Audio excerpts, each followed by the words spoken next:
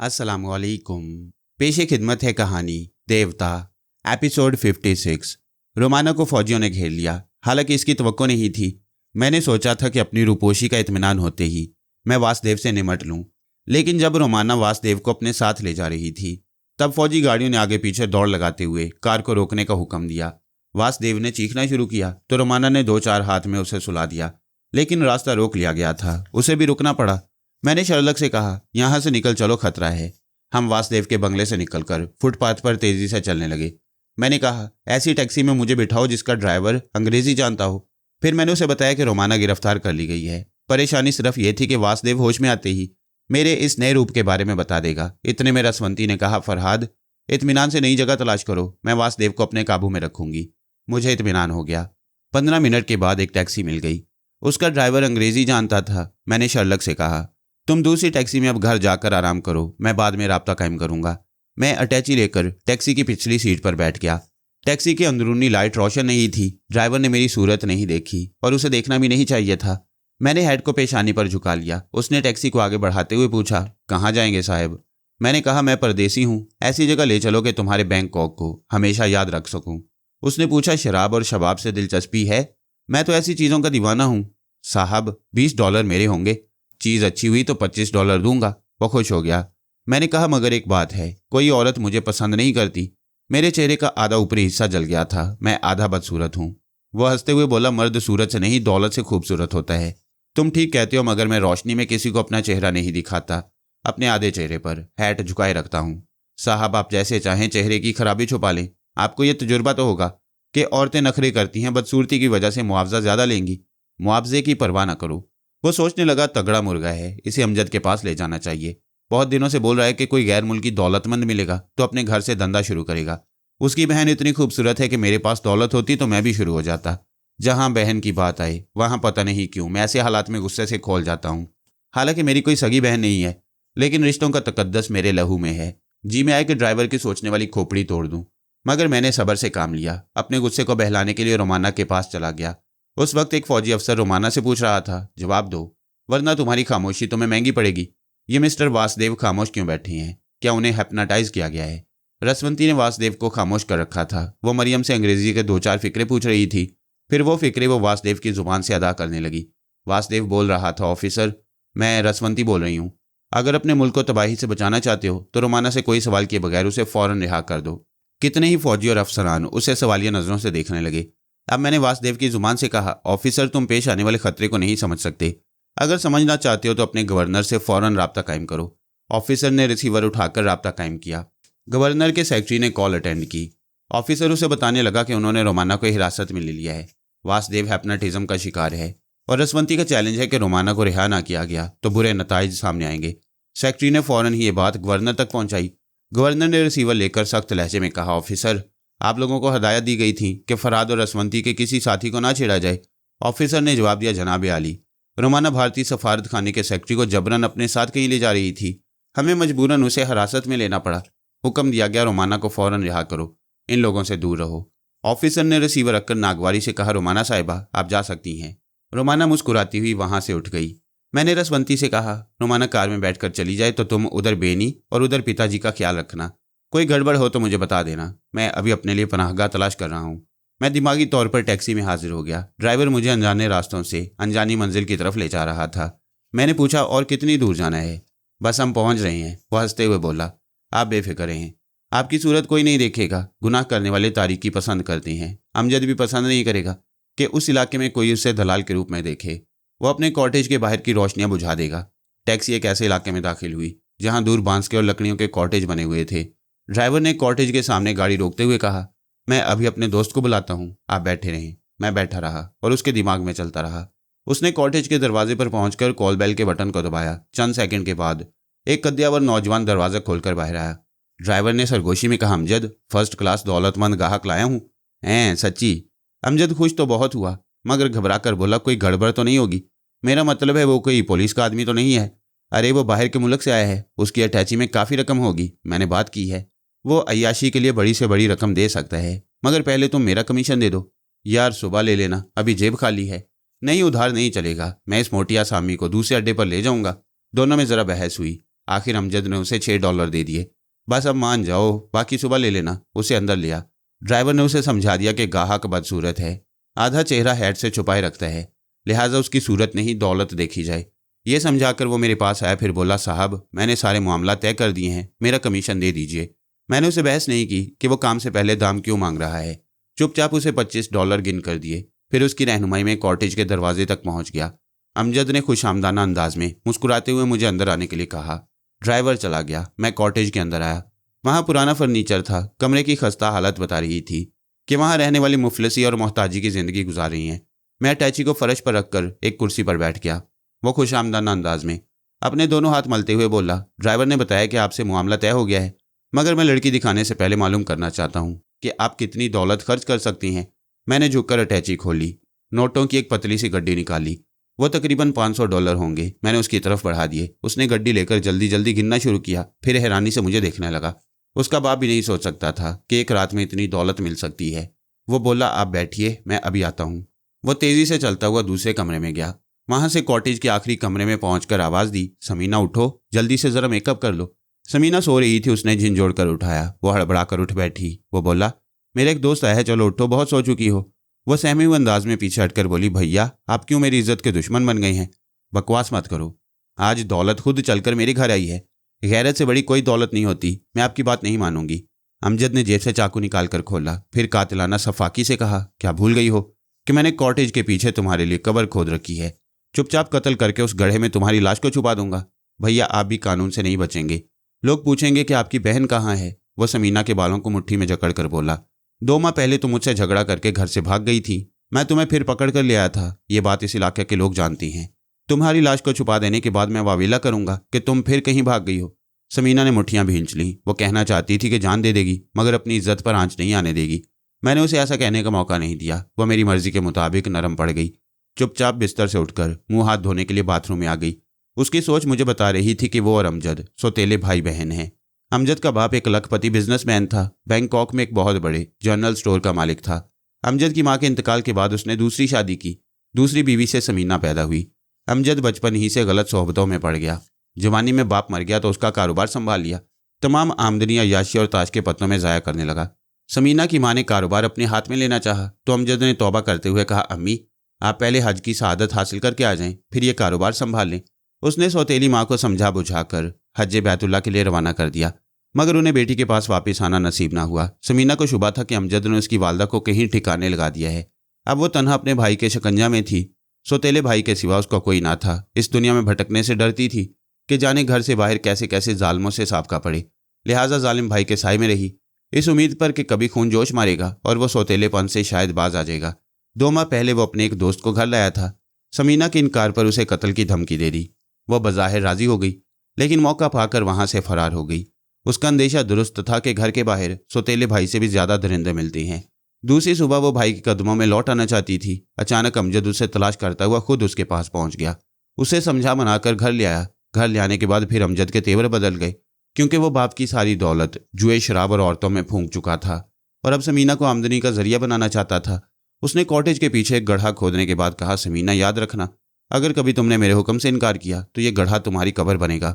वो खामोश रही, मगर दिल में अहद किया कि कभी बगैरती का मुकाम आएगा तो अब घर से नहीं भागेगी, अपनी जान पर खेल जाएगी। आज वह इसी अहद को पूरा करना चाहती थी। मैंने मौका नहीं दिया। उसने मेरी मामूला बनकर मुंह हाथ धोया, फिर हल्का सा मेकअप किया। अमजद मुतमईन होकर मेरे पास आ गया। मैंने हैट उतार दी थी। वह हैरानी से बोला, मेरा दोस्त कह रहा था कि आपका ऊपरी आधा चेहरा जला हुआ है। उसने दुरुस्त कहा था, हर इंसान आधा बदसूरत होता है, लेकिन कुछ ऐसे भी होते हैं जो पूरे के पूरे बदसूरत होती हैं, मगर उन्हें अपनी बदसूरती का एहसास कभी नहीं होता। मैं आपका मतलब नहीं समझा। भाई जिंदगी की सच्चाइयाँ फलसफे की तरह समझ में नहीं आती। सीधी बात यह है कि मैंने चेहरे के जले हुए हिस्से को मेकअप के जरिए छुपा लिया है ताकि कोई औरत मुझसे नफरत ना करे। यह आपने बहुत अच्छा किया, मेरे साथ आइए। मैं अपनी अटैची उठाकर उसके साथ दूसरे कमरे में आया। उसने कॉटेज के आखिरी कमरे की तरफ इशारा करते हुए कहा, आप बेझिझक तशरीफ़ ले जाएं। मैं तशरीफ़ ले गया। हम इतनी जलील दुनिया में जी रहे हैं कि ज़िंदगी के किसी न किसी मोड़ पर अपनी माँ और बहनों की ख्वाबगाह में तशरीफ़ ले जाती हैं। कोई भेजता है, कोई जाता है। दलदल में आने जाने का अमल मर्द का ज़्यादा होता है और इल्ज़ाम औरत पर आता है। ऐसे इल्ज़ामात मर्दों के ज़हन पर गरां गुजरते हैं, बकौल वसंती जाने भी दें। समीना मेरी आहट सुनते ही मुंह फेर कर खड़ी हो गई थी। मैंने ख्वाबगाह के दरवाजे को अंदर से बंद कर दिया। वहाँ एक पुरानी सिंगार मेज थी। मैं उसके आईने के सामने बैठ गया, अटैची खोलकर वैनिशिंग क्रीम निकाली, फिर इत्मीनान से वासुदेव के मेकअप को अपने चेहरे से उतारने लगा। वो बदस्तूर मुंह फेर कर मुठ्ठियां भींचे खड़ी हुई थी।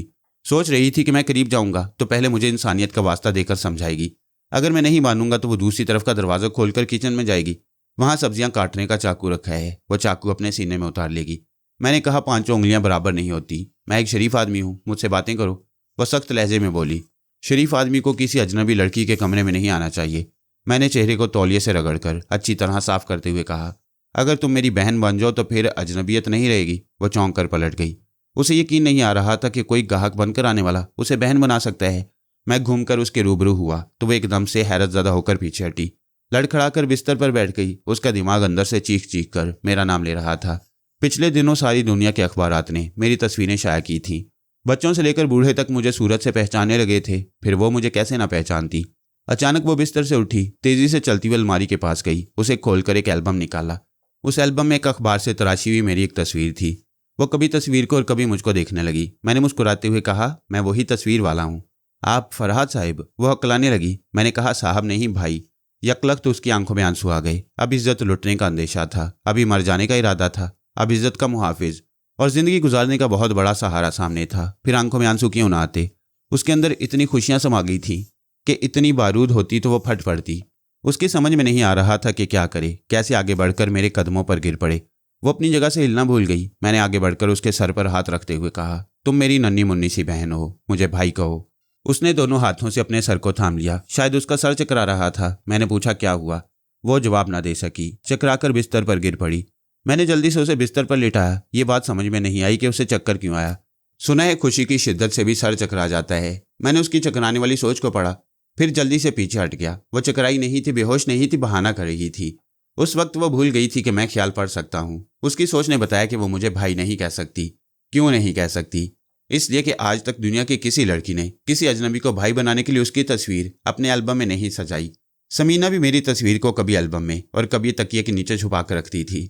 भाई को इस तरह कभी नहीं छुपाया जाता। वो मेरे सपने देखती रही और सपने यार के देखे जाती हैं। अभी मैंने कहा था कि हम मर्द बेगैरत होते हैं, बहनों की ख्वाबगाहों में तशरीफ़ ले जाते हैं। मैं अपने अल्फाज वापस लेता हूँ। हम मर्द ऐसे भी हैं कि किसी को बहन बनाने के लिए उसकी ख्वाबगाह में जाते हैं, मगर लड़कियां कभी बहन नहीं बनना चाहती। दलदल उनके दिमागों में भी होती है। भाई नहीं बोलना चाहती, महबूब बोलने की मोहलत हासिल करने के लिए बेहोश हो जाती हैं। वैसे हम मर्द और औरत दोनों ही गलीज रास्ते बनाते जाती हैं। दोनों हाथों से ताली बजती है। किसी एक को क्या इल्ज़ाम दिया जाए? बकौल वसंती जाने भी दें।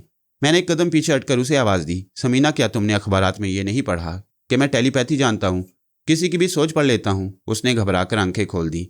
फिर ख्याल आया कि वो बेहोश है। आंखें बंद कर ली। फिर हमाकत का एहसास हुआ कि एक बार आंख खोलने के बाद बेहोशी का नाटक खत्म हो चुका है। वो मुंह फेर कर नजरें चुराने लगी। मैंने उसके करीब पड़े हुए एल्बम को उठाया और खोला। मैं अमजद की तस्वीर चाहता था। एल्बम के एक सफ़ा पर उसकी एक बड़ी सी तस्वीर मिल गई। समीना आहिस्तगी से उठकर बिस्तर पर बैठ गई। सर झुकाकर धीमे धीमे लहजे में कहने लगी, मैंने जब से अखबारात में पढ़ा है तब से आपके बारे में दिन रात सोचती रहती हूँ। आपकी तस्वीर को देखती रहती हूँ। आपको देखते रहना ही मेरी इबादत बन गई है। मैंने कहा, इबादत में पाकीज़गी शर्त है। वह इल्तिजा अमेज़ लहजे में बोली, मेरा आप दिल ना तोड़ें। क्या मैं जवान और हसीन नहीं हूँ? क्या मैं ऐसी नहीं हूँ कि आपकी नज़रों में समा सकूँ? हाँ, मगर वही रिश्ता अटल रहेगा जो एक बार मेरी ज़ुबान से निकल चुका है। वो बोली, ज़ुबान से निकला हुआ नहीं, दिल में बसा हुआ रिश्ता अटल होता है। क्या मैं अपने दिल को चीर कर दिखाऊं? भैया ने कितनी ही बार मेरी इज्जत का सौदा करना चाहा। इस इलाके के कितने ही लोग मेरे हुस्न के दीवाने हैं, मगर मैंने फैसला कर लिया था कि मेरा आइडियल आप ही रहेंगे। खुदा को हमारा साथ मंजूर है।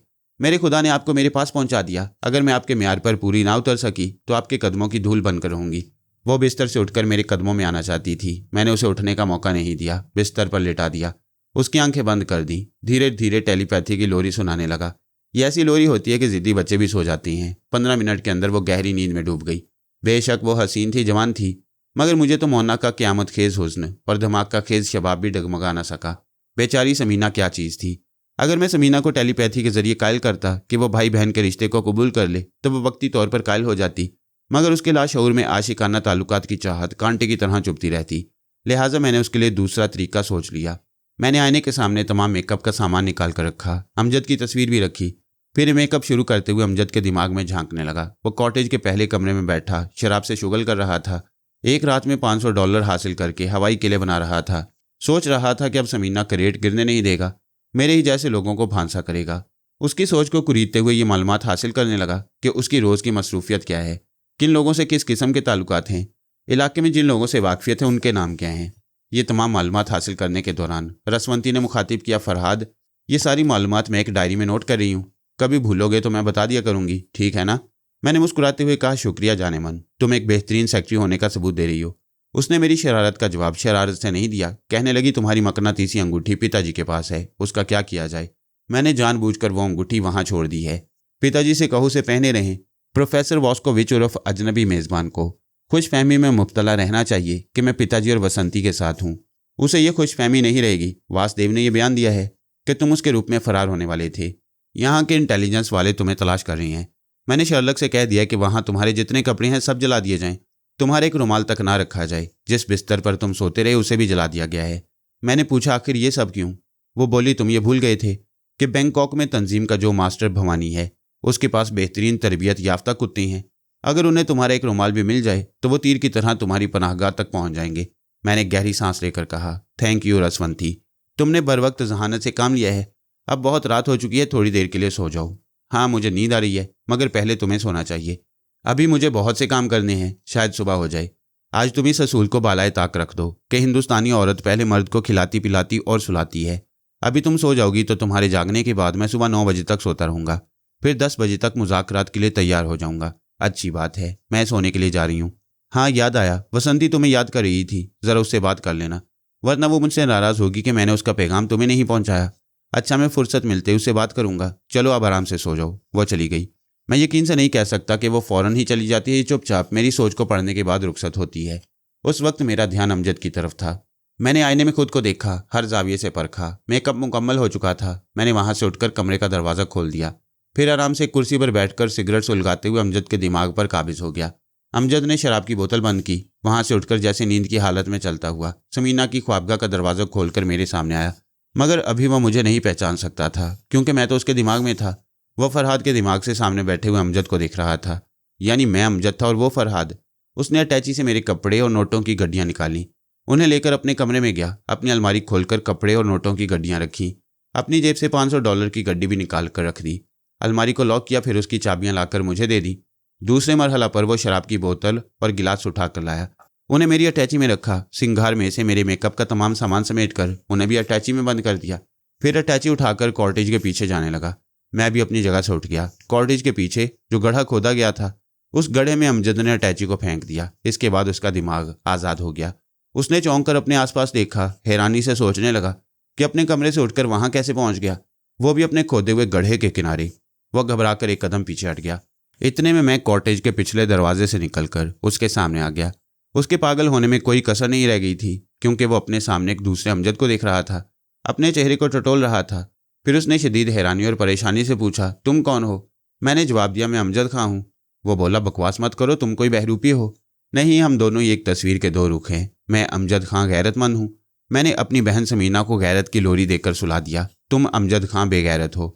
बेगैरती जहाँ मिले उसे मारना चाहिए। मैं तुम्हें मौत की नींद सुला दूंगा। उसने फ़ौरन ही जेब से चाकू निकाल कर खोल लिया। मैंने देखा कॉटेज के पीछे दूर दूर तक रात का सन्नाटा था। चांदनी जोबन पर थी, मगर हम दोनों को कोई देखने वाला न था। ऐसे वक्त उस कहावत को दुरुस्त होना था कि आदमी खुद अपने खोदे हुए गड्ढे में गिरता है।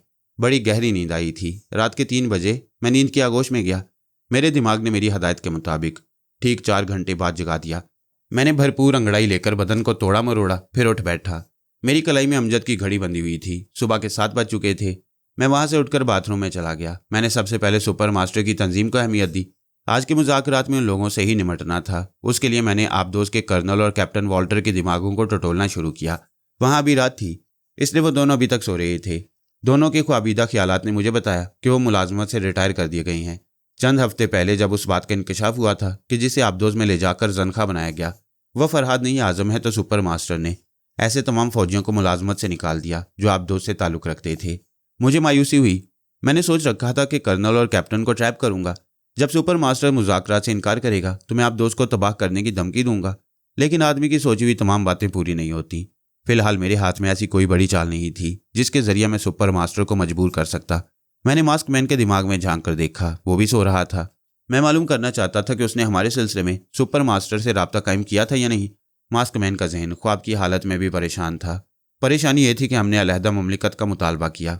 परेशानी ये थी कि हम किसी छोटे से मुल्क के हुक्मरान बनकर मौजूदा बड़ी ताकतों से भी सुपर हो जाते, और दुनिया का कोई बड़ा मुल्क हमारी बरतरी नहीं चाहता था। हमारे मुतालबे ने सभी को परेशान कर रखा था। दूसरे हुक्मरानों की तरह मास्कमैन की भी नींद उड़ गई। 2 घंटे पहले वो ख्वाब आवर दवा इस्तेमाल करने के बाद सोया, और उसका मातियत 1 घंटे बाद उसे नींद से जगाने वाला था। उस 1 घंटे के अंदर मैंने आहिस्ता आहिस्ता उसके जहन को कुरीद कर मालूमात हासिल की। उसके ख्वाबीदा ख्यालात ने बताया कि 10 घंटे पहले बड़े मुमालिक के ऐसे बड़े लोगों का खुफिया इजलास हुआ जिनके मुतल्लिक यकीन था कि फरहाद उनके दिमागों तक नहीं पहुंच सकेगा। उन बड़े लोगों में मास्कमैन और सुपर मास्टर काबिल जिक्र हैं, लेकिन मास्कमैन खुद को पुरस्कार बनाकर रखने का आदी था।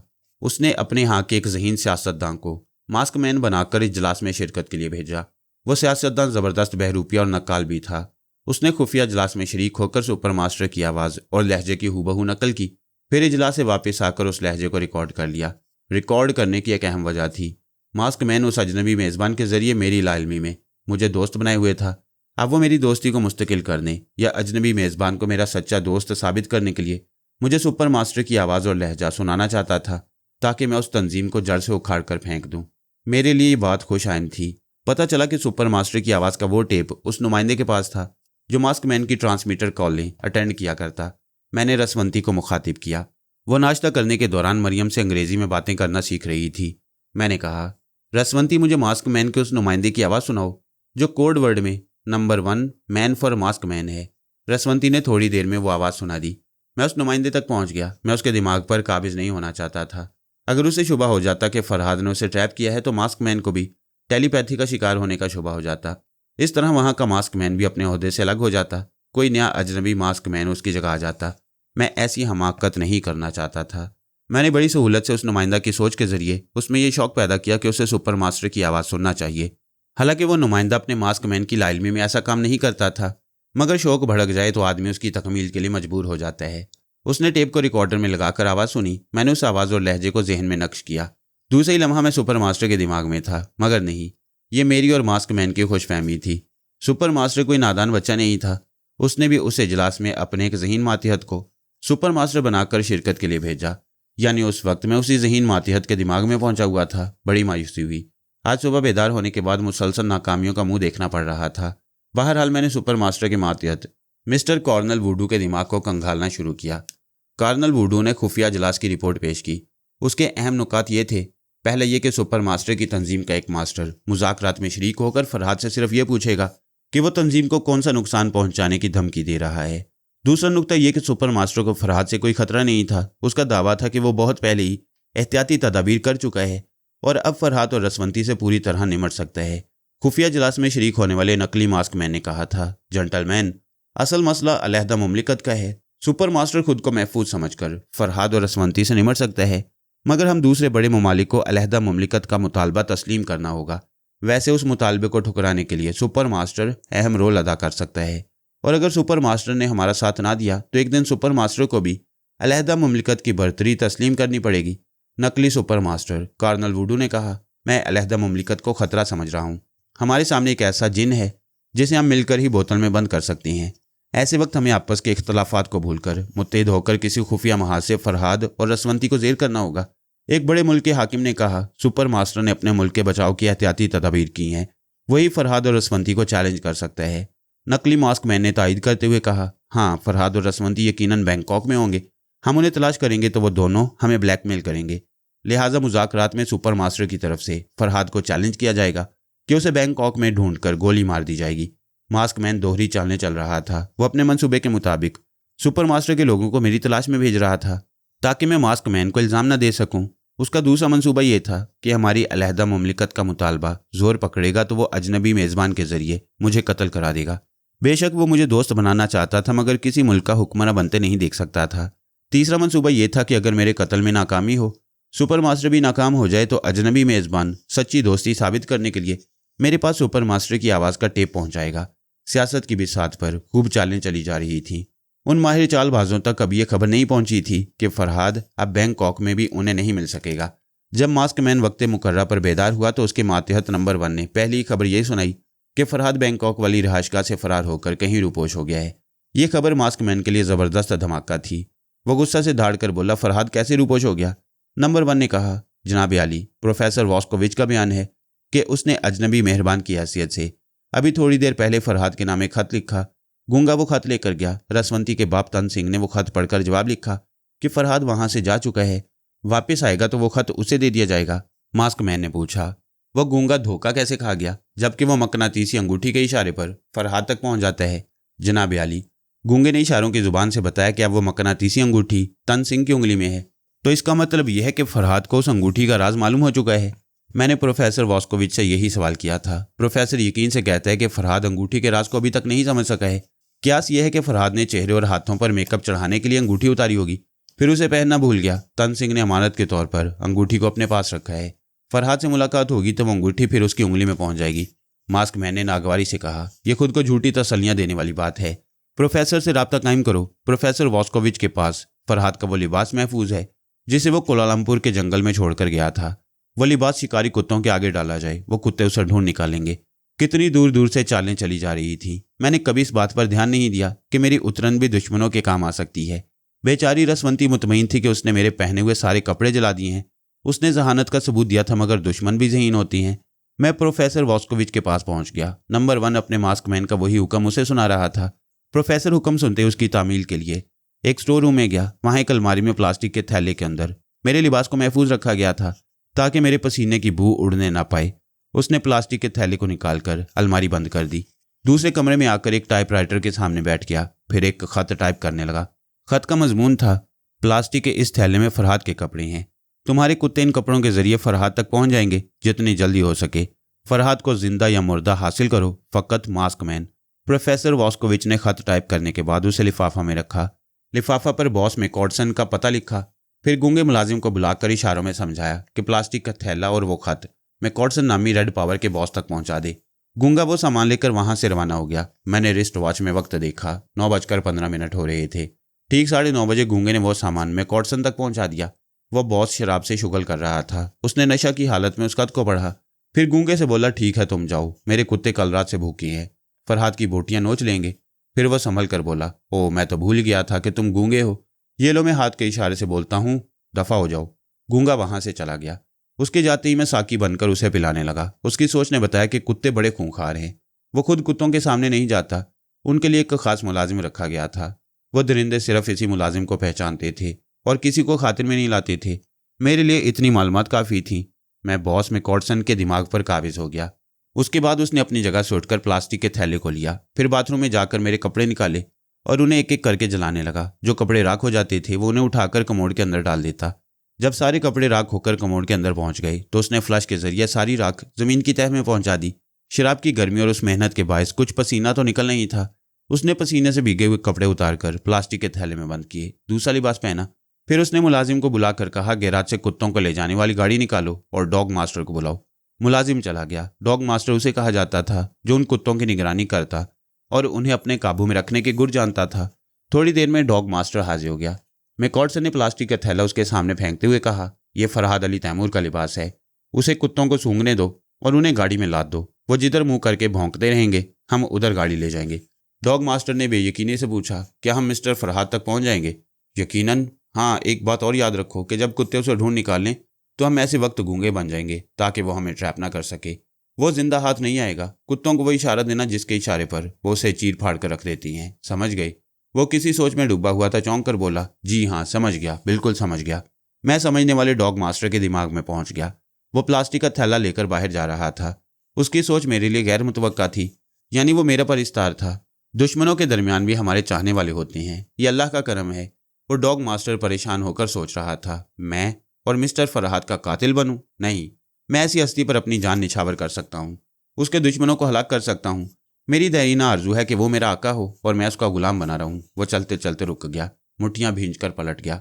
वो वापस जाकर मैकॉर्डसन का गला घूंटना चाहता था। वो मेरा परिस्तार ना होता तब भी मैकॉर्डसन मेरी चाल से मर जाता। मैंने उसकी सोच में कहा, रुक जाओ। डॉग मास्टर ठिठक गया। मैंने कहा, मैं फरहाद अली तैमूर बोल रहा हूँ।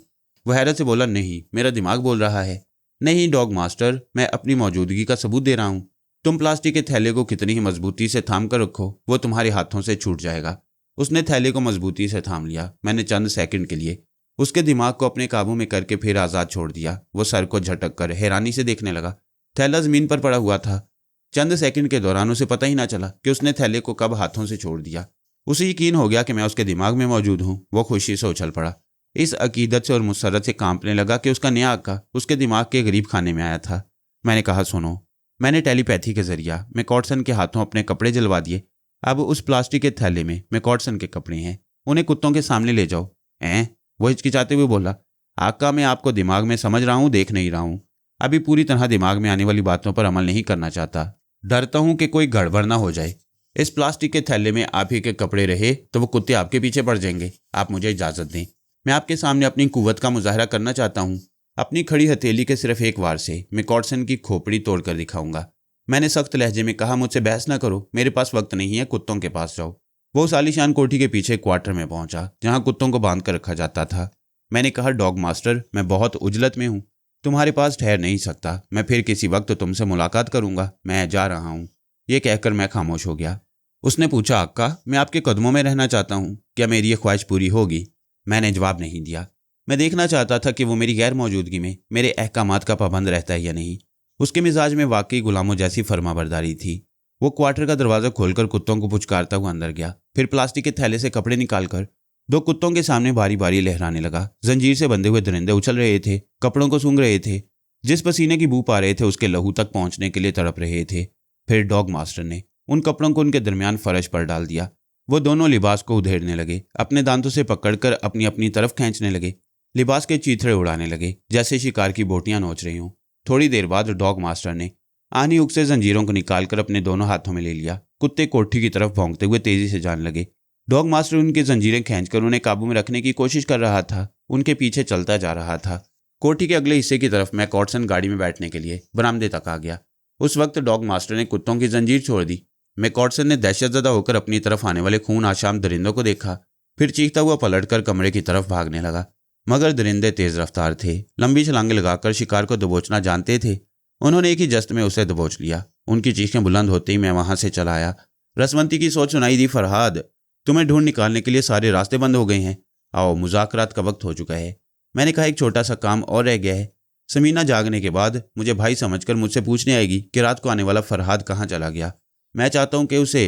वो बात काट कर बोली, मैंने तुम्हारी मसरूफियत के दौरान तुम्हारे दूसरे काम निपटा दिए हैं। समीना को भी मजीद 2 घंटों के लिए सुला दिया है।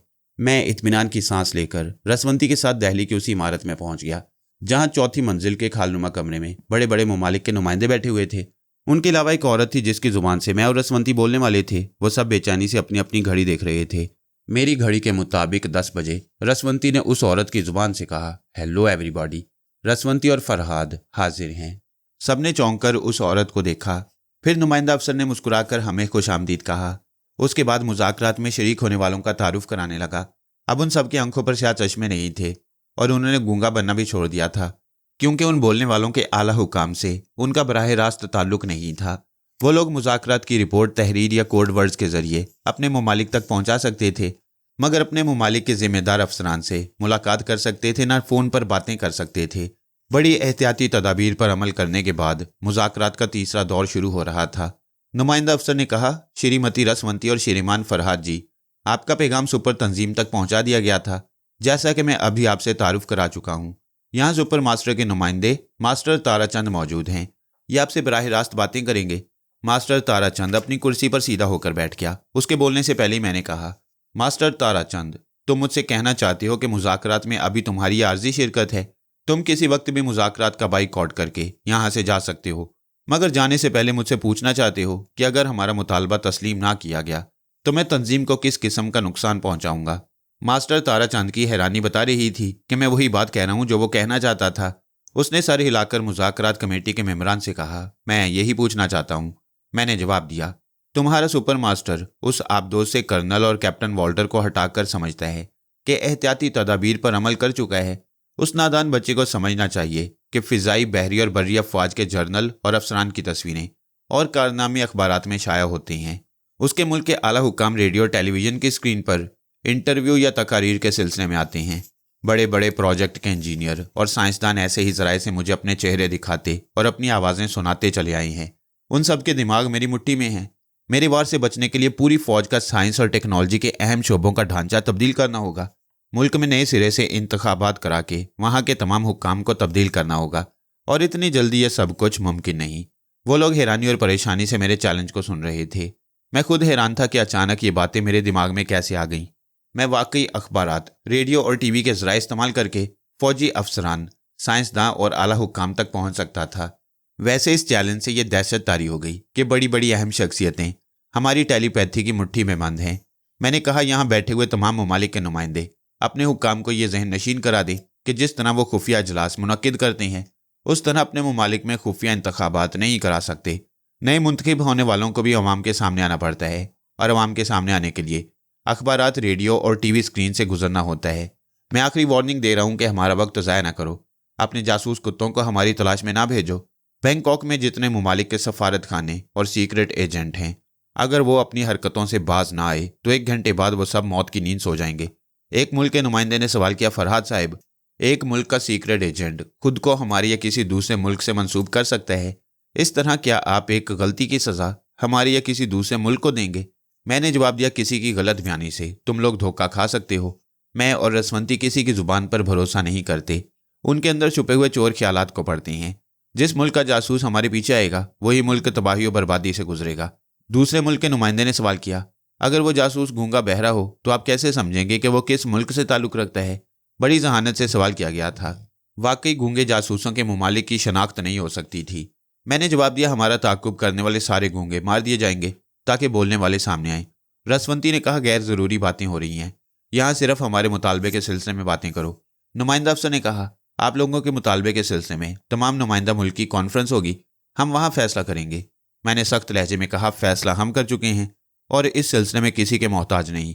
रसवंती ने कहा, तुम लोग अपनी सियासी चालें अपने पास रखो। हम जानते हैं कि अवाम को बेवकूफ़ बनाने के लिए कैसी बड़ी बड़ी कॉन्फ्रेंसें मुनक्किद की जाती हैं और एक मसले को बरसों तक टाला जाता है।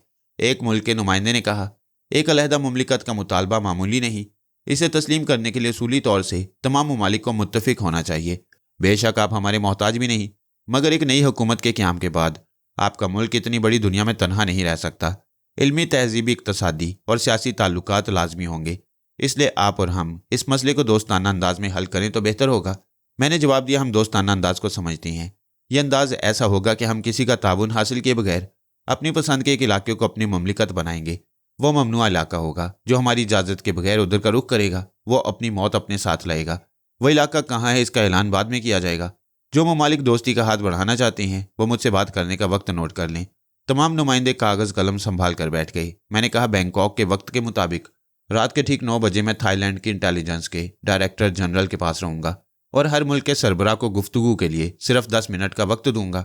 10 मिनट से ज़ायद की गुंजाइश नहीं रहेगी। मुझसे राब्ता कायम करने वाले साफ और सीधे अंदाज में अपना फैसला सुनाएंगे कि वो हमसे दोस्ती करना चाहते हैं या नहीं। अब हम जा रहे हैं, हमारा खुदा हाफिज है।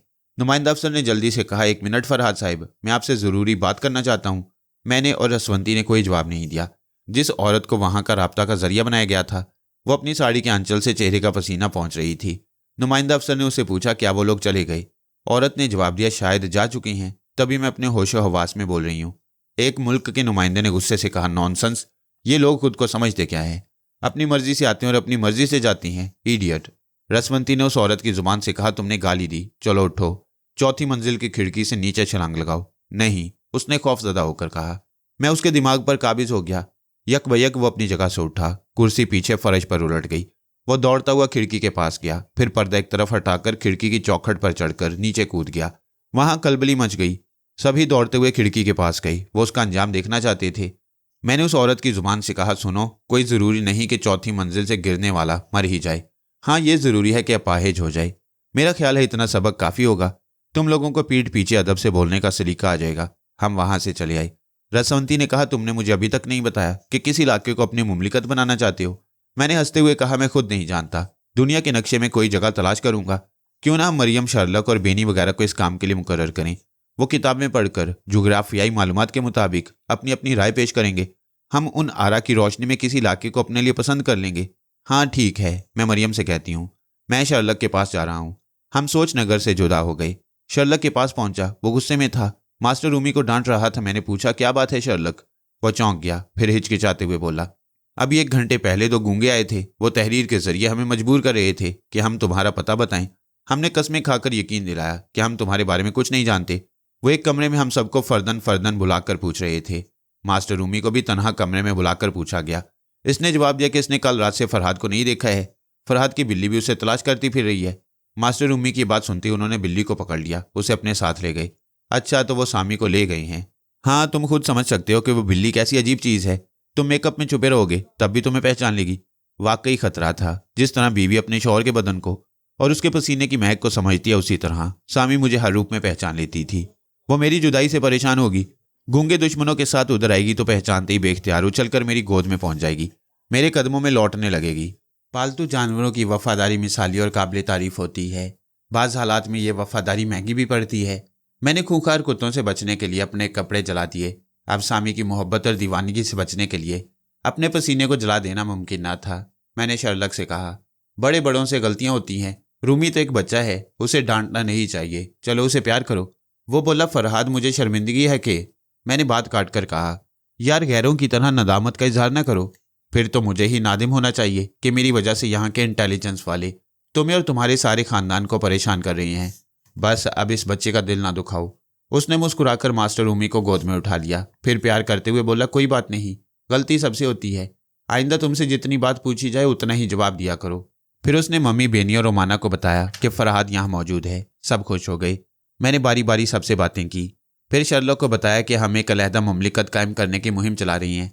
उसके लिए बेनी और मम्मी किताबें पढ़कर शाम तक जोग्राफियाई मालूमात फराहम करें। हम दुनिया के नक्शे में किस इलाके को अपनी मलकियत बनाएंगे। ये सुनकर सभी खुशी का इजहार करने लगे। रोमाना ने कहा, फरहाद मेरी तरफ से पेश की मुबारकबाद कबूल करो। तुम इतने जिद्दी हो कि अब अलहदा ममलिकत कायम करके ही रहोगे। मैंने कहा, यह तुम लोगों की मोहब्बत और वफादारी है कि मुझे हर मरहले पर कामयाबी होती है। उसने पूछा, क्या तुमने सोनिया को यह खुशखबरी सुनाई है? मुझे चुप सी लग गई। यूं लगा जैसे सोनिया से बिछड़े सदियां गुजर गईं। रोमाना ने पूछा, क्या तुम चले गए? हाँ, मैं उसे खुशखबरी सुनाने जा रहा हूँ। मैं रोमाना से रुखसत हो गया। अगर दोस्त कम हो, दुश्मन ज्यादा हो तो दोस्तों से मिलने का मौका नहीं मिलता। रसवंती, रोमाना वगैरह साथ थे। मेरे मामलात में, मेरी परेशानियों में शरीक थे, इसलिए उनसे बराबर राब्ता कायम था।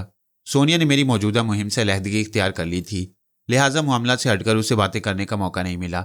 उस वक्त भी मैं फ़ौरन उससे राब्ता कायम नहीं कर सकता था, क्योंकि सामी का मसला अहम था। गूंगे जासूस किसी वक्त भी तलाश करते हुए सामी को लेकर मेरे सामने पहुंच सकते थे। थोड़ी देर पहले मैं बड़े ममालिक के नुमाइंदों से बातें कर चुका था।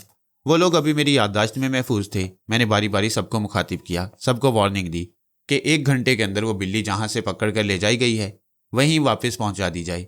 मैं ये तफ्तीश नहीं करूंगा कि वो गूंगे जासूस किस मुल्क से ताल्लुक़ रखते हैं। मैं एक बिल्ली की खातिर सबको नुकसान पहुंचाऊंगा। फिर मैंने थाईलैंड की इंटेलिजेंस के डायरेक्टर जनरल से राब्ता कायम किया। उसने बौखलाकर पूछा, क्या वाकई मिस्टर फरहाद मुझसे मुखातिब हैं? मैंने कहा, हाँ, आज के मुज़ाकरात में ये तय पाया है कि बड़े ममालिक के नुमाइंदे आज रात 9 बजे आपसे राब्ता कायम करेंगे। मैंने टेलीपैथी के जरिए गुफ्तगू करने के लिए आपको राब्ता बनाया है। वो खुश होकर बोला, ये मेरी खुशकिस्मती है। मैंने कहा, लेकिन मालूम होता है कि आप 1 घंटे बाद जिंदा नहीं रहेंगे। क्यों? उसने घबरा कर पूछा। मुझसे क्या गलती हो गई? गलती यह कि आपके महकमा की मौजूदगी में गैर मुल्की गूंगे जासूस मेरी एक बिल्ली के जरिए मुझे तलाश कर रही हैं। मैं ये नहीं सुनूंगा कि इस सिलसिले में आप बेकसूर हैं। आपके मुल्क में गैर मुल्की जासूसों की सरगर्मियां जारी हैं तो आप बेकसूर नहीं समझे जा सकते। आप अपनी पोजीशन साफ करना चाहते हैं तो बैंकॉक के चप्पे चप्पे पर अपने आदमियों की ड्यूटी लगा दें। जहां कुछ लोग बिल्ली के साथ खाना तलाशी में मसरूफ नजर आएं, उन्हें गिरफ्तार करके बिल्ली को शर्लक के यहाँ पहुंचा दिया जाए। मैं 1 घंटे की मोहलत दे रहा हूँ। 1 घंटे बाद दुनिया के कितने ही ममालिक में तबाही और बर्बादी का तमाशा नजर आएगा। उनमें आपका मुल्क भी शामिल है। That's all. मैं ठीक 12:10 के बाद मौत बंद कराऊंगा। ये कहकर मैं उसके दिमाग से निकल आया। उसके बाद मैंने मास्क मैन के दिमाग में झांक कर देखा। वो गूंगे जासूस उसके मुल्क से ताल्लुक नहीं रखते थे। फिर मैंने सुपर मास्टर के चीफ सेक्रेटरी को टटोला। वो भी उन गूंगों को नहीं जानता था। मैं मायूस होकर चीफ सेक्रेटरी के दिमाग से निकलना चाहता था। उसी वक्त टेलीफोन की घंटी सुनाई दी। सेक्रेटरी की सोच ने बताया कि वो खुफिया कॉल है, उसका ताल्लुक किसी टेलीफोन एक्सचेंज से नहीं। उसने रिसीवर उठाकर कहा, hello, CS for SM this and. दूसरी तरफ से भराई हुई आवाज़ सुनाई दी, ऑपरेशन 93 का फाइल खोलो। चीफ सेक्रेटरी ने मेज़ पर से एक फाइल उठाकर खोला, फिर कहा, जी हाँ। आवाज़ आई, उस फाइल पर पिंक कलर के कागज़ पर जो तहरीर है उसका आखिरी पैराग्राफ पढ़कर सुनाओ। चीफ सेक्रेटरी वर्क गर्दानी करने लगा। मैं दूसरी तरफ उस शख्स के दिमाग में पहुंच गया जो भराई हुई आवाज़ में बोल रहा था। अब दूसरी तरफ से चीफ सेक्रेटरी की आवाज़ सुनाई दे रही थी। वो पैराग्राफ पढ़कर सुना रहा था। वो सब कुछ कोड वर्ड में था। मेरी मुट्ठी में रहने वाले दिमाग ने तशरीह की कि एक जदीद तर्ज की आबदोज बहरे ओकियानूस की गहराई में थी। उसके कैप्टन से राब्ता कायम करने के लिए कोड वर्ड्स उस पैराग्राफ में दर्ज थे। वो पैराग्राफ खत्म होने के बाद फ़ोन का राब्ता खत्म हो गया। मैं उस भराई हुई आवाज़ वाले को टटोलने लगा। फिर एक बार कामयाबी की उम्मीद बंदी। मैं रफ्ता रफ्ता सुपर मास्टर के करीब पहुंच रहा था। वो शख्स सुपर मास्टर का खास नायब जूनियर सुपर मास्टर था। तंजीम के तमाम काबिल एतमाद मास्टर उसी जूनियर को अपना सुपर मास्टर समझते। चीफ सेक्रेटरी भी यही समझता था। हत्ता कि उस मुल्क में इंतखाबात में जीतकर इक़्तिदार संभालने वाले हुकाम भी जूनियर को सुपर मास्टर समझकर उसकी दाखिला और खारजा पॉलिसियों पर अमल करते। असल सुपर मास्टर पर्दा राज में रहता था। वो जहाँ रहता था वहाँ तक कौन लोग पहुँच सकते थे उसका इल्म मुझे नहीं था, मगर यकीन था कि एक दिन मैं भी वहाँ तक पहुँचूंगा। उनका तरीक़ाकार ये था कि वो पर्दा राज में रहने वाला सुपर मास्टर मंसूबे बनाता। वह मंसूबे जूनियर सुपर मास्टर के पास पहुँचाए जाते।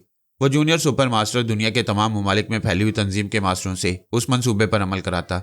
यानी अपने मुफादात की खातिर वो लोग सारी दुनिया में जो कुछ करते उसका रिकॉर्ड जूनियर सुपर मास्टर की तहवील में रहता। अब मैं उस जूनियर के जरिए उनकी तमाम सियासी चालों को समझ सकता था। उस वक्त junior SM super master telephone का रिसीवर उठाकर नंबर डायल कर रहा था। जहन में ये बात थी कि वो इटली के मास्टर फ्रांसिस को कॉल कर रहा है। राब्ता कायम होते ही वो हॉर्न सुकेड़ कर एक मखसूस धुन में सीटी बजाएगा। जवाब में इटली की लोक धुन सीटी में सुनाई देगी। उसका मतलब ये होगा कि वो किसी की टेलीपैथी का शिकार नहीं हुआ है और उसके आसपास कोई उनकी गुफ्तगू सुनने वाला नहीं। इस इत्मीनान के बाद वो अपने मतलब की गुफ्तगू करेगा। टेलीफोन से राब्ता कायम हो गया। जूनियर सुपर मास्टर ने मखसूस अंदाज में सीटी बजाई। जवाब में उसे सीटी बजाकर मुतमईन किया गया। तब जूनियर एसएम ने कहा, हेलो मास्टर फ्रांसिस, ट्रांसमीटर के जरिए बहरी जहाज 707 के ऑफिसर इंचार्ज से राब्ता कायम करो। उसे हदायत दो कि बहरे ओकियानूस की आबदोज के कैप्टन फॉक्स हॉकर से राब्ता कायम करे और उसे हदायत दे कि आबदोज के डॉक्टर थॉमस को आबदोज से वापस नेवी हेडक्वार्टर में भेज दिया जाए। उसके लिए हेलीकॉप्टर भेजा जाए। आध घंटे के अंदर डॉक्टर को वापस आ जाना चाहिए। That's all. जूनियर एसएम ने रिसीवर रख दिया। उसकी सोच ने बताया कि अभी सुपर मास्टर ने इतला भेजी थी कि डॉक्टर थॉमसन उस कैप्टन वॉल्टर का एक रिश्तेदार है जिसे मैं टेलीपैथी का शिकार बना सकता था। उस कैप्टन वॉल्टर को रिटायर कर दिया गया। उसके रिश्तेदारों और मिलने जुलने वालों को भी फौज के अहम ओहदों से अलग कर दिया गया, सिर्फ इस अंदेशे से कि फरहाद कैप्टन वॉल्टर के जरिए उन तमाम लोगों तक पहुंच गया होगा। उनकी तफ्तीश में कुछ खामी रह गई थी। अब इतने दिनों बाद जाने सुपर मास्टर को कैसे मालूम हो गया कि दूसरी आबदोज का डॉक्टर थॉमसन भी कैप्टन वॉल्टर का रिश्तेदार है। अब डॉक्टर को नेवी हेडक्वार्टर में बुलाकर उससे ये उगलवाना था कि वह कैप्टन वॉल्टर से कितनी बार मिल चुका है और क्या उसके दिमाग ने कोई गैर मामूली बात महसूस की। क्या उसने कभी महसूस किया है कि वह अपने मिजाज के खिलाफ सोच रहा है या अमल कर रहा है। मुख्तसर ये कि वह नफ्सियाती हरबे इस्तेमाल करके डॉक्टर के दिमाग में फरहाद अली तैमूर को ढूंढना चाहते थे। मैंने रसवंती को मुखातिब किया, हेलो रसवंती, रिकॉर्ड निकालो, चंद अहम शख्सियतों को रिकॉर्ड करना है। ये कहकर मैं मास्टर फ्रांसिस के पास पहुंच गया। वो बहरी जहाज 707 के ऑफिसर को हदायत दे रहा था। फिर वो ऑफिसर इंचार्ज आबदोज के कैप्टन फॉक्स आकर से राब्ता कायम करने के बाद बातें करने लगा। 15 मिनट के बाद मैंने रसवंती के पास पहुंचकर जूनियर एसएम इटली के मास्टर फ्रांसिस, बहरी जहाज के ऑफिसर इंचार्ज और आबदोज के फॉक्स आकर के लहजों को रिकॉर्ड कराया। उसके बाद थके हुए अंदाज में बिस्तर पर गिर पड़ा। ऐसी दिमागी मेहनत हो रही थी कि सर दुखने लगा। ऐसे वक्त लोग तफरी करते हैं, मेरे पास तफरी के लिए वक्त नहीं था। लोग परेशानियों से निजात हासिल करने के लिए शराब पीते हैं, मैं कभी शराब को मुंह नहीं लगाता। मैं सिर्फ हुस्न की चांदनी और शबाब की सेज पर बहलता था। मगर रसवंती की पाबंदियों ने मुझे उससे भी महरूम कर दिया। मैंने दोनों हाथों से सर को थाम लिया। आह, मैं कितना अकेला था। रसवंती ने मुझे मुखातिब किया, फरहाद तुम इस वक्त सचमुच अकेले हो। अभी तुम्हारे पास ना कोई खुशी है ना दिमागी सुकून। मेरे बस में होता तो मैं तुम्हें इतनी खुशियाँ देती कि तुम थोड़ी देर के लिए मौजूदा मसाइल और परेशानियों को भूल जाते। मेरी जान, प्यार भरी बातें करती रहो, मैं सब कुछ भूल जाऊंगा। झूठ बोलकर मुझे ना बहलाओ। मैं तुम्हारे चोर ख्यालात को समझ रही हूँ। तुम्हें बहुत तेज़ नशे की ज़रूरत है, ऐसी तफरी की ज़रूरत है जो तुम्हें जज्बों की जन्नत में पहुँचा दे। मैं तुम पर जुल्म कर रही हूँ फरहाद। ये तुम क्या कह रही हो? ठीक कह रही हूँ। आखिर मुझ में क्या रखा है? मेरी चाहत से बाज आ जाओ। तुम्हें एक से बढ़कर एक हसीना मिलती रहेगी। मुझे तुम्हारे बाद किसी और की चाहत नहीं। मगर तुम तनहा नहीं रह सकते। मैं तुम्हारे कर्ब को समझ रही हूँ। तुम भी तनहा हो, मेरे इंतज़ार के कर्ब से गुजर रही हो। इंशाल्लाह हम बहुत जल्द ही मिलेंगे। मैं सब्र कर रहा हूँ, मुझे हौसला दो। तुम बहुत अच्छे हो फरहाद। ये सच है कि सब्र करने से गुनाह के इरादे कमज़ोर पड़ जाते हैं। मैं दिल की गहराइयों से तुम्हारी कदर करती हूँ। हम मज़ीद बातें न कर सके। मैं अमजद के रूप में अमजद के बिस्तर पर आंखें बंद के लेटा हुआ था। एक आहट सुनते ही चौंक पड़ा। आंखें खोलकर देखा, दरवाजे पर समीना खड़ी हुई थी। वो बहुत परेशान नजर आ रही थी क्योंकि बेदार होते उसने कॉटेज के हर कमरे में फरहाद को तलाश किया और उसका वो आइडियल फरहाद कहीं गायब हो गया था। मेरी आंख खुलते ही उसने पूछा, भैया वो फरहाद साहब कहाँ हैं? पिछली रात वो मुझे भाई नहीं कहना चाहती थी, अब अमजद समझकर भैया कह रही थी। मैंने कहा, वो तो सुबह होने से पहले ही चला गया। कहाँ चला गया? नहीं, वो नहीं जा सकता। तकदीर उसे मेरे पास लाई थी, तकदीर उसे वापस ले गई। उसने जाते वक्त कहा है किस मुल्क की पुलिस और फौज के लोग उसे तलाश कर रही हैं। वो चंद घंटे यहाँ छुपने आया था, कह रहा था कि किसी के सामने उसका जिक्र न किया जाए। वो आगे बढ़कर बोली, हम किसी से जिक्र नहीं करेंगे। हम उसे यहाँ छुपा सकते थे, आपने उसे रोका क्यों नहीं? जिसे पुलिस और फौज नहीं रोक सकती उसे मैं कैसे रोक लेता? उसने मुझे ऐसे जहनी झटके पहुंचाए कि दिमाग की चूलें हिल गई हैं। वो नागवारी से मुझे देखती हुई बोली, भैया आपने ज़रूर उसके मजाज के खिलाफ बात की होगी। मैंने अपने सर को दाबते हुए कहा, हाँ, उसकी अटैची में नोटों की गड्डियाँ थीं। मैं सोच रहा था कि उसे कत्ल करके वो दौलत हासिल कर लूँगा। उसी वक्त उसने दिमागी झटके पहुंचाते हुए कहा, मैं तुम्हारी सोच पढ़ रहा हूँ। समीना ने सर हिलाकर कहा, हाँ, उसने मेरी सोच भी पढ़ी थी। अच्छा हुआ आपको सज़ा देने वाला तो कोई आया। हाय, अब मैं उसे कहाँ तलाश करूँ? वो फिर आएगा। ये सुनते ही वो खुशी से खिल गई, दौड़ती हुई मेरे बिस्तर के पास आकर फर्श पर बैठ गई। मैंने उसे अपने आने की झूठी तसल्ली दी ताकि वहाँ दुश्मन मुझे तलाश करने आए तो समीना मुझसे मिलने की आस में झूठा बयान दे कि मैं वहाँ कभी नहीं आया था। अगर मैं उस लड़की को ठुकराने वाला रवैया इख्तियार करता तो वह इंतकामन मेरे खिलाफ बयान देती। उसका भाई अमजद दलाल साबित होता और वह मुझे अमजद समझकर हिरासत में ले लेते। उन्हें मेरे मौजूदा रूप पर शुबा होता तो वो मेकअप की तह तक पहुँच सकते थे। इन ख्वामखा के हंगामों से बचने के लिए मैंने उसे दूसरी बार अपनी आमद का सपना दिखाया। उसने बड़े इज़्तिराब से पूछा, वो कब आएंगे? मैंने जवाब दिया, जब दुश्मनों को यकीन आ जाएगा कि वो बैंकॉक से बाहर चला गया है। वो दुश्मनों को कोसती हुई बोली, पता नहीं उनको कब यकीन आएगा, कहीं फरहाद सचमुच बैंकॉक से बाहर ना चला जाए। वो इसी शहर में रहेगा। मुझे कह रहा था कि वो अपनी पनाहगाहें बदलता हुआ 2-4 रोज़ में फिर यहाँ से गुजरेगा, यहाँ एक रात रहकर फिर चला जाएगा। सच? उसने खुश होकर अपने धड़कते हुए सीने पर हाथ रख लिया। हाँ, कल रात उसने मुझसे बड़ी मेहनत कराई। मैंने तुम्हें कत्ल करके छुपाने के लिए जो गड्ढा खोदा था उसे फिर मिट्टी से भरना पड़ा। एक बार मैंने ऐसा करने से इनकार किया तो उसने मुझे दिमागी अजियतें पहुंचाई। उफ, मैं कह नहीं सकता कि दिमाग कैसे फोड़े की तरह दुखने लगता है। उसने मुझे वार्निंग दी है कि अगर मैं तुम्हें गुनाह के रास्ते पर लगाऊंगा तो वो मेरा जहनी तवाज़ुन बिगाड़ कर मुझे पागल बना देगा। वो खिलखिलाकर हंसने लगी, बोलने लगी, वो चाहता है कि मुझे कोई हाथ ना लगाए, मैं सिर्फ उसकी अमानत हूँ। वो ऐसी हसीन थी कि कोई भी अमानत में खयानत कर सकता था।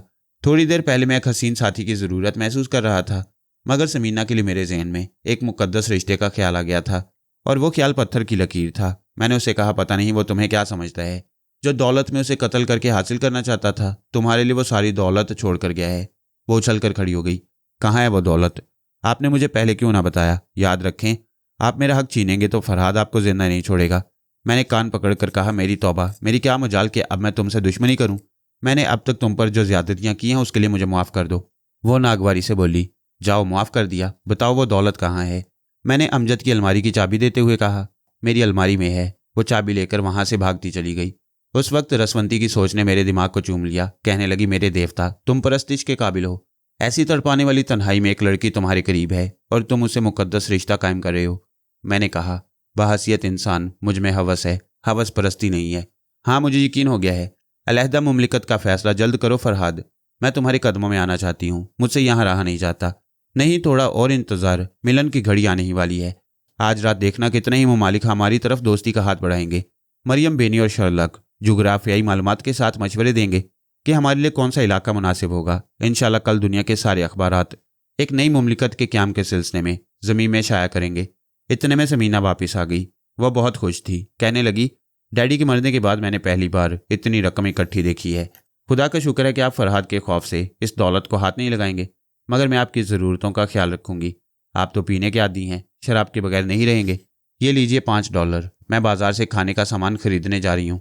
मैंने अपने कान पकड़ते हुए कहा, नहीं, फरहाद ने सख्ती से कहा है कि जब तक जवान बहन घर में रहे मुझे बाहर जाकर भी नहीं पीना चाहिए।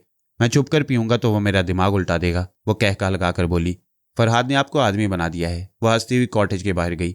रसवंती ने हंसते हुए कहा, ये लड़की तुम्हें भाई नहीं कहना चाहती थी, अब दिल से भैया कह रही है। हमारी दुनिया में अक्सर लोग बेवकूफ़ बनकर इखलाकी कदरों को बरतना चाहते हैं। मैंने घड़ी देखते हुए कहा, मेरे अल्टीमेटम का 1 घंटा पूरा होने वाला है। अब मैं मालूम करता हूँ कि उन गूंगे जासूसों को मेरी तलाश से बाज रखा गया है या नहीं। अगर वो बाज ना आए होंगे तो हम अभी जवाबी कार्रवाई करेंगे। मेरी बात खत्म होते ही समीना घबराई हुई आई। आते ही बोली, भैया वो लोग फरहाद को तलाश कर रही हैं। मैं हड़बड़ा कर उठ बैठा, परेशान होकर बोला, दुश्मन यहाँ कैसे पहुँच गए? समीना ने कहा, ये लो भैया, आप तो ऐसे कह रहे हैं जैसे कुछ जानते नहीं हैं। एक फरलांग आगे बैंकॉक शहर की आखिरी चौकी है। बड़े बड़े मुजरिम उसी रास्ते से फरार होते हैं। क्या पुलिस वाले अक्सर उधर तलाशी के लिए नहीं आते हैं? मैंने पूछा, क्या वो लोग तुमसे कुछ पूछ रहे थे? नहीं, अभी तो वो पड़ोसियों को कह रहे थे कि घर में जितने मर्द हों बाहर निकल आएं। मैं आपको समझाने आई हूँ कि खूब सोच समझ कर बातें कीजिएगा। अगर आपने फरहाद के हुक्म के खिलाफ कुछ कहा तो वो जिंदा नहीं छोड़ेगा और फिर इधर कभी वापस नहीं आएगा। जो बात मैं उसे समझाना चाहता था वो मुझे समझा रही थी। रसवंती ने कहा, फरहाद, तुम्हें इस कॉटेज में पनाह लेने से पहले वहाँ के मोहल्ले वकू को समझना चाहिए था। मैंने अपनी जगह से उठते हुए कहा, महज शहर की आखिरी चौकी होने के बायस वो इतनी जल्दी यहाँ पहुँच गई हैं। मैंने खिड़की का पर्दा जरा सा सिरकाकर देखा। 6 मुसल्लह अफराद तकरीबन 50 गज की दूरी पर एक मकान के सामने नजर आ रहे थे। एक ने सामी को बाजू में उठा रखा था। पड़ोस की एक औरत और 2 मर्द उनके सामने खड़े हुए थे। 2 मुसल्लह अफराद पड़ोस के उसी मकान के अंदर चले गए। एक मुसल्लह शख्स सामी को उठाए उन 2 आदमियों के करीब गया, फिर सामी को उनके पास छोड़ दिया। उन आदमियों से कुछ कहा गया। वो बारी बारी सामी को बाजू में उठाने लगे, मगर सामी उनकी आगोश से निकलने के लिए किस्मत आ रही थी। मुसल्लह शख्स ने सामी को उनसे वापस लेकर कुछ सवालात किए। इतने में मुसल्लह जवान उस मकान के अंदर से वापस आ गए। उन्हें इत्मीनान हो गया था। अब वो हमारे कॉटेज की तरफ बढ़ रहे थे। रसवंती ने पूछा, फरहाद, क्या होगा? क्या सामी तुम्हें मेकअप में भी पहचान लेगी? हाँ, उस बिल्ली की समझ बूझ और अजीबोगरीब हरकतें देखकर ही मैंने उसका नाम सामी रखा है। ये कमबख्त यकीनन मुझे मेकअप में पहचान लेगी। मैंने खिड़की के पास से हटकर समीना से कहा, आओ हम बाहर चलें। मौत सामने आए तो सामना करना ही पड़ता है। मैं भागना चाहता तो बात बिगड़ जाती। समीना के भाई अमजद के भागने का कोई जवाब ना था। पहले मैं कॉटेज से बाहर आया, फिर समीना आई। वो मुसल्लह अफराद कॉटेज के अहाते का गेट खोलकर अंदर आ रहे थे। दूसरे लफ्जों में सामी मेरी तरफ आ रही थी। दुनिया जहान की आंखें मुझे नहीं पहचान सकती थीं। उस बिल्ली को पहचानने वाली आंखें करीब आ रही थीं। वो लोग हमारे सामने आकर खड़े हो गए। जिसकी गोद में सामी थी वो मेरे रूबरू था। उसने पूछा, इस कॉटेज में और कौन है? सामी अपनी सब्ज आंखों से मुझे घूर रही थी। मैंने जवाब दिया, कोई नहीं है, यहाँ हम भाई बहन रहते हैं। 2 मुसल्लह जवान तलाशी के लिए कॉटेज के अंदर चले गए। उन 6 अफराद में से सिर्फ एक ही शख्स बोल रहा था। उसने सामी को ज़मीन पर छोड़कर मुझसे कहा, इस बिल्ली को उठाओ। सामी मेरे पैरों के अतराफ आने जाने लगी। वह तमाम लोग स्याह चश्मे पहने हुए थे। मैं उनकी आंखों में नहीं झांक सकता था। उसी बोलने वाले शख्स ने हुक्म दिया, हर यापी से उठाओ। मैं सामी को उठाने के लिए झुक गया। वह जिस अंदाज में मेरे कदमों को झिझकते हुए सूंघ रही थी, उससे अंदाज़ा हो गया कि गोद में लेते ही मुझे पहचान लेगी। मैंने उसे उठाने के लिए हाथ बढ़ाया। वो चलकर ज़रा दूर चली गई, पलटकर मुझे देखने लगी। मुझे इत्मीनान हुआ कि उसने मुझे नहीं पहचाना। उस मुसल्लह जवान ने मुझे डांट कर कहा, क्या तुम एक बिल्ली को भी नहीं उठा सकते? मैं आगे बढ़कर उसे बाजू में उठाने लगा। वो एकदम से छलांगे लगाती हुई दौड़ती हुई अहाता की छोटी सी दीवार को फलांगती हुई नज़रों से ओझल हो गई। 3 अफराद उसके पीछे भागते चले गए। बोलने वाला शख्स चीख रहा था, देखो भागने न पाए, वो कमबख्त हमें बहुत परेशान कर रही है। 2 मुसल्लह जवानों ने कॉटेज से बाहर आकर इनकार में सर हिलाया, इशारे से बताया कि कॉटेज के अंदर और कोई नहीं। फिर वो तीनों दौड़ते हुए अहाता के बाहर गए। समीना बुड़बुड़ाने लगी, ताज्जुब है, ये लोग बिल्ली के पीछे क्यों भाग रहे हैं? मैं बाजार से सौदा लाने जा रही हूँ, वो जाने लगी। मैं वहाँ खड़ा हुआ मुंह देखता रह गया। बिल्ली वाले शख्स के दिमाग में झांकता रहा। थोड़ी देर बाद एक मुसल्लह जवान हाँफता हुआ आया, इशारों में कुछ समझाने लगा। बोलने वाले शख्स ने झिलाकर कहा, ठीक है, जितनी जल्दी हो मुंह से फूटो, वो फरहाद हमें सुनने नहीं आ रहा। हाँफने वाले ने कहा, ठीक है, जितनी देर में लिखकर समझाऊंगा।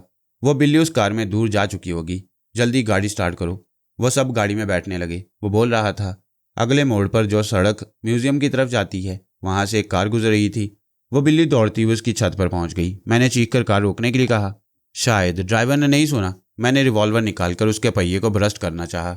निशाना चूक गया। फायरिंग से घबराकर ड्राइवर ने कार की रफ्तार इतनी बढ़ा दी कि मैं दूसरा फायर न कर सका। चलो, वो ज़्यादा दूर नहीं गया होगा। मैंने इत्मीनान की एक लंबी सांस ली। एक बड़ी मुसीबत टल गई थी। फिर हंसी इस बात पर आई कि सामियों ने खूब परेशान कर रही थी। रसवंती ने कहा, फरहाद, तुम्हारी तकदीर अच्छी है कि सामी ने तुम्हें नहीं पहचाना, वरना एक नया हंगामा शुरू हो जाता। वो 2 गूंगे तो बोल ही चुके हैं, आओ हम बाकी गूंगों से भी निमट लें। दूसरे ही लम्हा हम गूंगों की गाड़ी में पहुंच गई। एक गूंगा बड़ी तेज़ रफ्तारी से ड्राइव कर रहा था। दूसरे ने कहा, मुझे बोलना नहीं चाहिए था, मगर यह भी दुरुस्त है कि ना हम फरहाद तक पहुंच सके हैं, ना वो हम तक पहुंच सकेगा। तीसरे ने तायद की, हाँ, इस गाड़ी में सिर्फ हम हैं, वो कोई जादूगर नहीं है कि यहाँ पहुंचकर हमारी बातें सुन लेगा। फिर दूसरे गूंगे ने कहा, वो देखो, वो सफ़ेद रंग की कार जा रही है, रफ्तार बढ़ाओ, बिल्ली उसी कार की छत पर है, हो सकता है कार के अंदर चली गई हो। उस वक्त तक 4 गूंगे बोल चुके थे और उस वक्त तक वो सफ़ेद गाड़ी को ओवरटेक करके उसका रास्ता रोक चुके थे। गाड़ी वाला बहुत घबराया हुआ था। उन 6 मुसल्लह अफराद ने अपनी गाड़ी से उतरकर उसे घेर लिया। सब ने अपने रिवॉल्वर निकाल लिए। एक ने कार के अंदर झांकते हुए पूछा, वो बिल्ली कहाँ है? बिल्ली? आप लोग उस बिल्ली के लिए मेरा पीछा कर रहे थे? मैंने उसे ड्राइविंग के दौरान कार की छत से कूदकर एक फॉर्म के हाथ में जाते हुए देखा था। एक ने पूछा, इसका मतलब यह है कि हम उसे पीछे छोड़ाए हैं? मैं दूसरे के दिमाग पर काबिज हो गया। वो बोला, हम सब कुत्ते के बच्चे हैं, ख्वामखा एक बिल्ली के पीछे भाग रही हैं। और हाँ, ये तुम दोनों अभी तक गूंगे क्यों बने हुए हो? चलो मैं हमेशा के लिए खामोश कर देता हूँ। ये कहते उसने ठाएं ठाएं गोलियां चलाते हुए 2 गूंगों को निशाना बना दिया। सब बौखला गए। अपना ही आदमी अपनों को कत्ल कर रहा था। कुछ समझने और संभलने से पहले उसने एक और साथी को मौत के घाट उतार दिया। चौथे ने खतरे को समझते ही फायरिंग करने वाले पर फायर कर दिया। देखते ही देखते 4 लाशें जमीन पर गिर चुकी थीं। 2 रह गए थे। एक ने कहा, मालूम होता है फरहाद इस कमबख्त के दिमाग में पहुंच गया। अगर मैं इसे कत्ल ना करता तो। वो बात अधूरी छोड़कर हंसते हुए बोला, अरे फरहाद तो मेरे दिमाग में भी है, और हम 2 गूंगे एक दूसरे के सामने हैं। चलो देखें कौन पहले फायर करता है। जाहिर है दूसरा गूंगा अपने बचाव के लिए फायर करता। दोनों तरफ से 2 फायर एक साथ हुए। 2 लाशें एक साथ गिरी। फिर एकदम से सन्नाटा छा गया। वो कार वाला हैरत से आंखें फाड़ फाड़ कर देख रहा था। 6 लाशें? वो बेहोश होकर गिर पड़ा। मैं दिमागी तौर पर कॉटेज के सामने हाजिर हो गया, फिर कॉटेज के अंदर जाने लगा। रसवंती ने कहा, भगवान का शुक्र है अब कोई तुम्हारी पनाहगाह तक नहीं पहुंच सकेगा, मगर एक गलती हो गई। तुम्हें मालूम करना चाहिए था कि किस मुल्क से उन गूंगों का ताल्लुक था। वो किराए के टट्टू थे। ये कहते हुए मैं कॉटेज में दाखिल हुआ, फिर एकदम से ठिठक गया। कमरे के पुराने सोफा पर सामी बैठी हुई थी। हाय आफत की पर काला, तुमने तो मुझे पहचान लिया। हम इंसान हवा से खमसा रखते हैं, क्या तुम छठी इसकी मालिक हो? बहरूप के पीछे असल रूप को पहचान लेती हो। मेरी जान, तुम्हारी जहानत की हद क्या है? तुम महज इसलिए दुश्मनों के साथ हो गई थी कि उनके साथ मुझे तलाश करना चाहती थी। मैं मिल गया तो तुमने चालाक दुश्मनों से ज्यादा चालाकी दिखाई। उन्हें आगे भगाकर पीछे मेरे पास चली आई। तुम्हारी मोहब्बत और वफादारी देखकर इंसानों को शर्म आएगी। आओ मेरे दिल की धड़कनों से लग जाओ। वो उछलकर मेरे बाजू में आ गई, मेरे सीने से लग गई। मैं दीवानावार उसे चूमने लगा। रसवंती ने हंसते हुए कहा, तुम्हारा और सामी का जोड़ा फैंटास्टिक है। लैला और मजनू भी ऐसी दीवानगी से कभी ना मिले होंगे। मैं एक सोफा पर बैठ गया, मुस्कुराकर सामी को सहलाता रहा, प्यार करता रहा। रसवंती ने कहा, भाई हम भी प्यार के हकदार हैं, हमसे भी बातें करो। हाँ बोलो, मैं सुन रहा हूँ। वो बोली, बहुत देर से मेरे जहन में यह सवाल कुलबुला रहा है कि हम अपनी मुमलिकत का नाम क्या रखेंगे। मैंने मुस्कुराकर कहा, हमारा मुल्क मिसाली होगा। लोग वहाँ आने के लिए तरसेंगे, मगर हमारी इजाज़त के बगैर उसकी सरहद में कदम नहीं रख सकेंगे। हमारे मुल्क का नाम होगा सोचनगर। फरहाद और रसवंती का सोचनगर।